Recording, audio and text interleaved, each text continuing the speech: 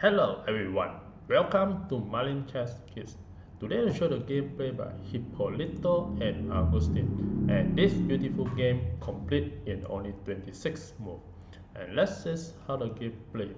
The game starts with the pawn to e4, c6, d4, d5, and here you have the Caro-Kann, and the game continue with f3. And now you have this opening of Maroczy variation. After this, the black just play a queen to b6, and now the white continue to develop the knight to c3. Then the pawn just capture, and after this, the bishop to c4 continue to develop the piece, and after this, knight to f6, and here you have the first 5 moves and the position is equal for the both sides. Then the game continue with the bishop to b3, and now the knight b to d7 continue to develop the pieces, and now the knight capture the center pawn and knight capture again the center pawn. Then the pawn just f takes the e4 pawn, and here you give the white a very strong control of the center square with the 2 pawns. Therefore, the black just push c5, trying to break off the pawn center. And after this move, the white is still slightly better in this position. And after this, the knight move to h3, preparing for go for a short castling. And after this, e6 was played, and now the white castling. And at this position, the black need to prevent the knight to g5, as this knight will be able to capture the pawn for free and win the rook, and also attack the rook. So after this move, the black play bishop to e7 and preparing for go for a short castling. If the knight come to g5, and now it can't take the pawn because the rook will protect the pawn. So this will be the first 10 move, and the game continue with the white develop bishop to g5, trying to trade off the bishop and preparing the knight to go for g5. And after this move, queen d6 was played. If you capture the pawn, c takes d4, it will give white a slightly better because the bishop will capture the bishop, and now this force the king not able to castling. So if the king capture, then the queen to g4, and this will be a very strong attack for the white to attack the pawn. So the king have to go to protect, and the rook at h8 will be very difficult to come out and to be active in the game. So therefore, if you capture the pawn, this will be a slightly bad move for the black to play. And the better correct way to play would be f6 to prevent the attack.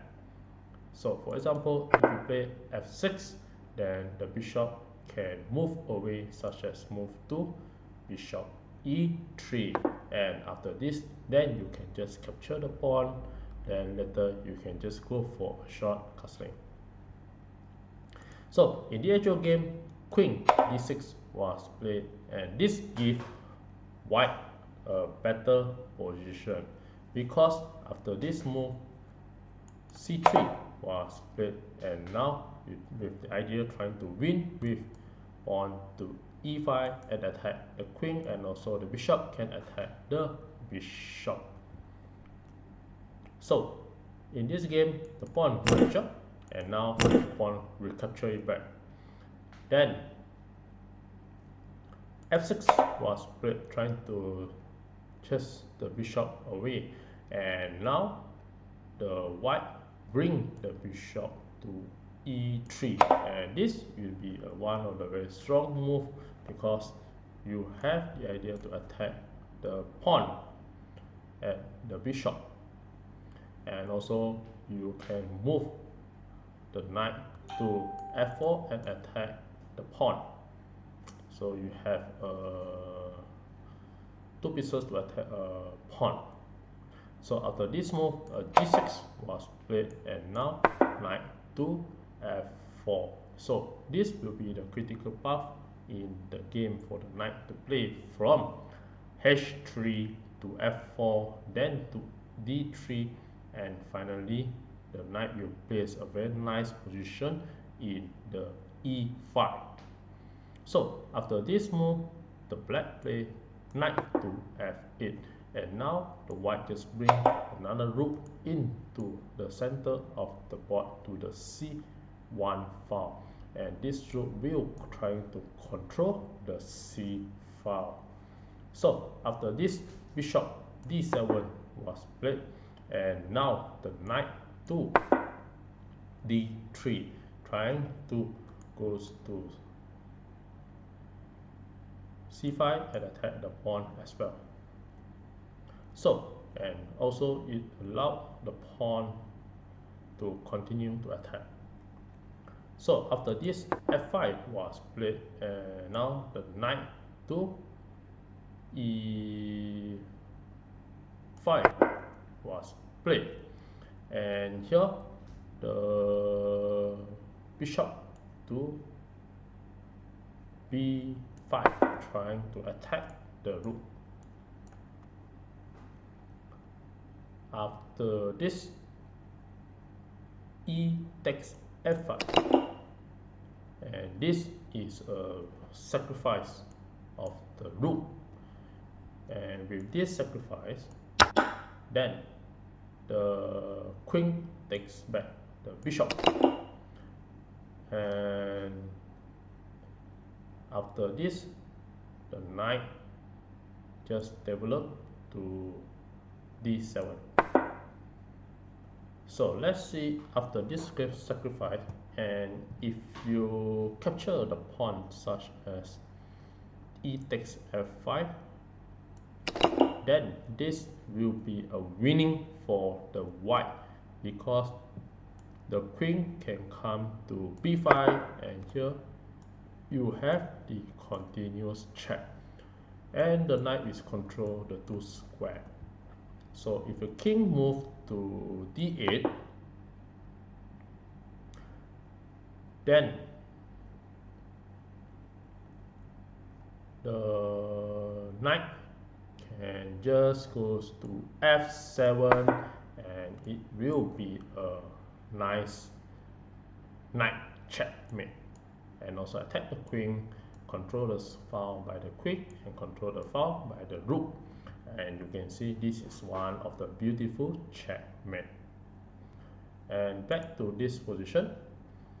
Now the other way, if you move the king to d8, it will be a checkmate.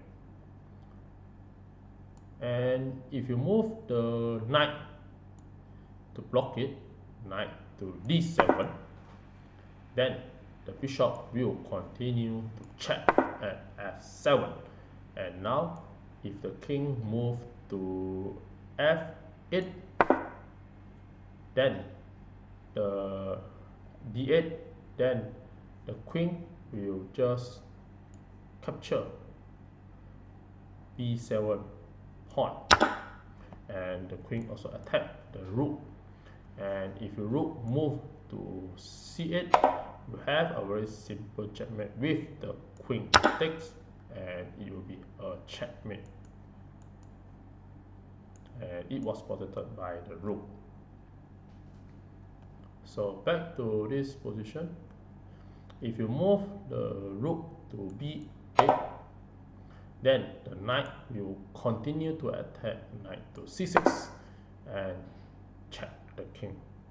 Now the king has no place to move, and nothing can block the check. The only way is to capture the knight with the queen, and now queen just recapture it back, and here queen will have the checkmate at c7.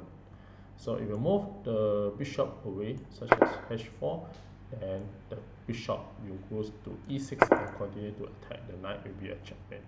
And now nothing much the black can do. For example, you can just move the knight to c5, then the rook will just continue to capture, and if the bishop check, you can just use the bishop to capture it back.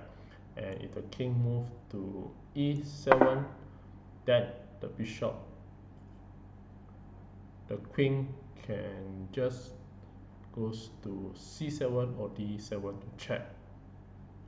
Or even if you want to use the bishop continue to check, then if you block by the pawn, then bishop continue to check. And now if the king move to f8, then you have a rook capture, and the king to g7, you use the queen to c7, continue to check, and after king to g6, you will have a queen to f7, and it will be a checkmate. So you have many ideas to checkmate at this position. And back to this position, if you move your king to f8, then you have a very nice bishop to h6, and it's also a very nice bishop checkmate.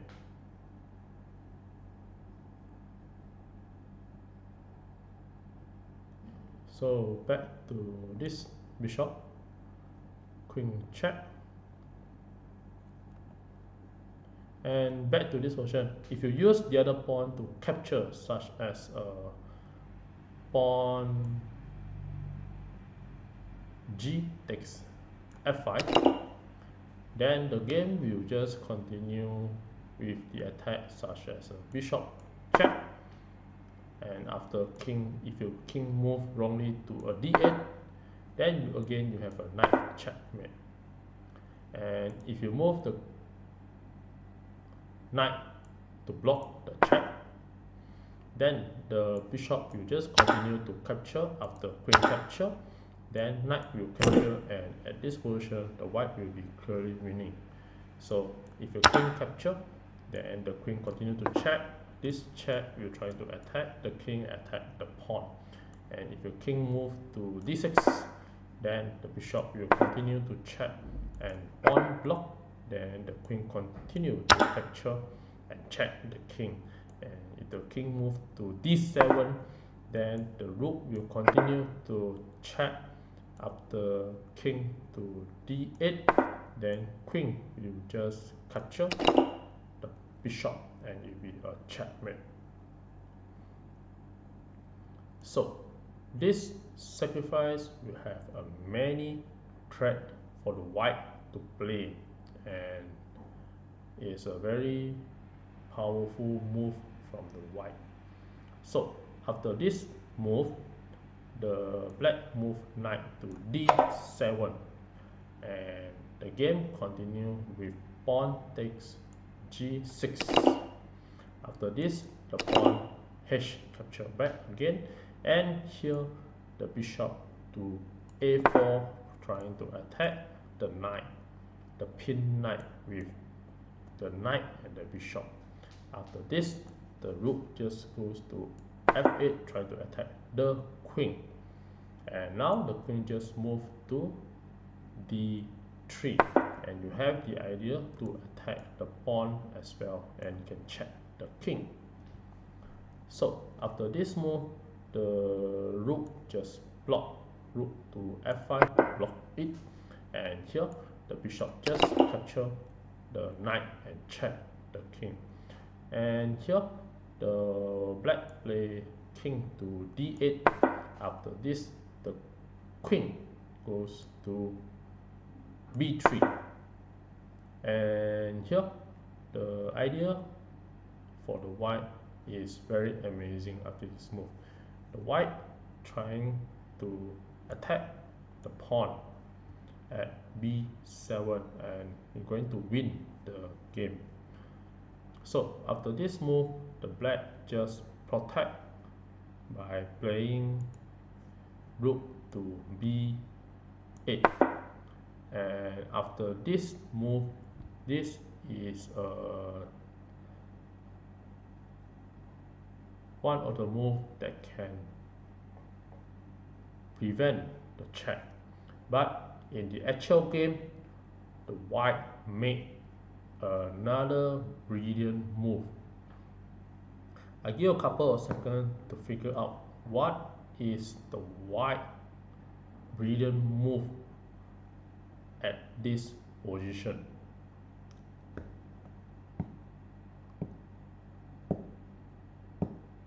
Well, congratulations for those who can find the brilliant move from the white.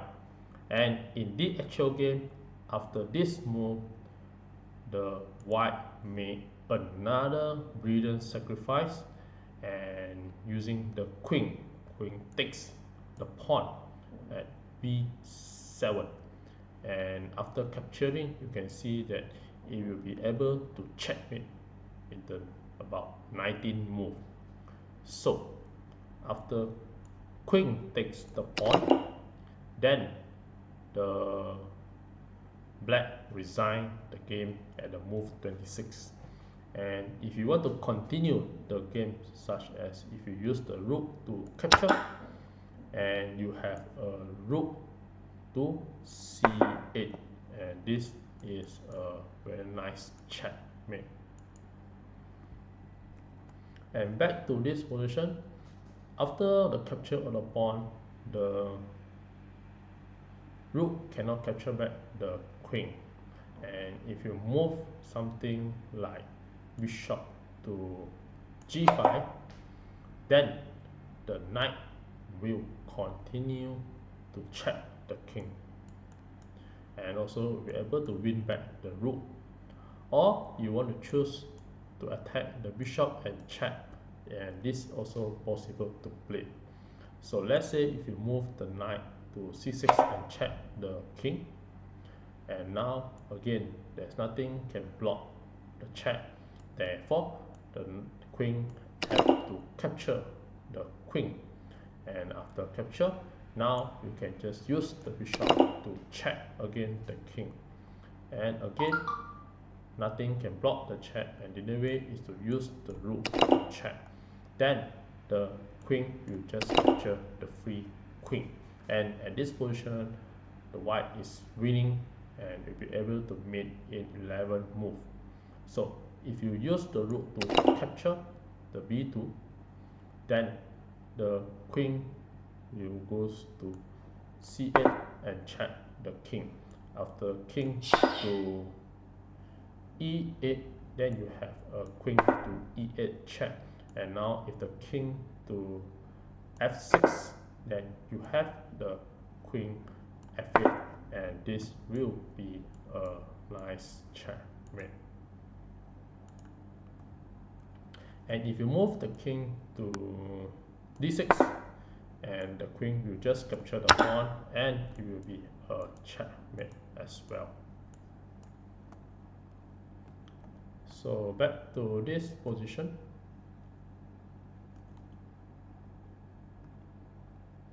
If you rook the rook to check, rook takes g2, and this will just only delay the checkmate. So the king can just capture, and after capture, if you try to move pawn a6, now you can't check, but the queen will just move queen to c7 and check the king. And now if the king move to e7, then you can just capture the rook and definitely will be winning. Else you can just play a bishop takes pawn and have an open check, and if the king capture, then the queen will go to e5 and check the king, and now leave the king to 2 place. If you move the king to d7, then the rook will go to c7 check, and the king to d8, then you have a queen to e7 and will be a checkmate.